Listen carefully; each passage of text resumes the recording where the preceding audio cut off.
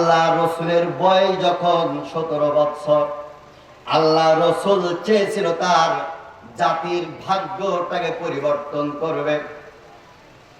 জাতির ভাগ্য পরিবর্তন করবার জন্য বিশ্বনবী দল গঠন করলেন, রাজনীতি শুরু করলেন। আমার দেশে অনেক মৌলবী বলে ইসলামের রাজনীতি নাই, কিন্তু আমার রাসূল মাত্র 17 বছর বয়সে শুধু রাজনীতি করেন নাই, আস্ত একটা রাজনীতি সংগঠন খুলেছিলেন। বিশ্বনবী 17 থেকে 37 এই দীর্ঘ 20 বছর চেষ্টা প্রচেষ্টা চালিয়েছে জাতির ভাগ্য পরিবর্তন করবে। আপনাদের জানা থাকলে বলুন তো দেখি, আল্লাহ রাসূল তার জাতির ভাগ্য পরিবর্তন করতে পেরেছিল নাকি? বিশ্বনবী ব্যর্থ হলেন। 37 বছর বয়সে হীরা গুহার মধ্যে ঢুকলেন, ধ্যানে মগ্ন হলেন।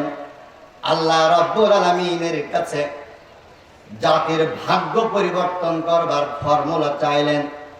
আল্লাহ রাব্বুল আলামিন বিশ্ব নবীর বয়স যখন 40 বছর, জাতির ভাগ্য পরিবর্তন করবার জন্য একটা ফর্মুলা পাঠালেন। জোরে বলি সুবহানাল্লাহ।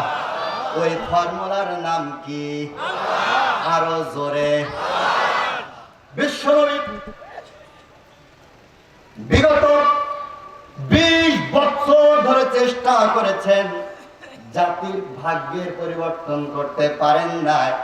কিন্তু যেদিন আল্লাহ তাআলা ফর্মুলা পাঠালেন, এই ফর্মুলা দ্বারা আল্লাহ রাসূল মাত্র 10 বছরের মধ্যে মদিনার মতন একটা সুন্দর রাষ্ট্র গঠন করে ফেললেন।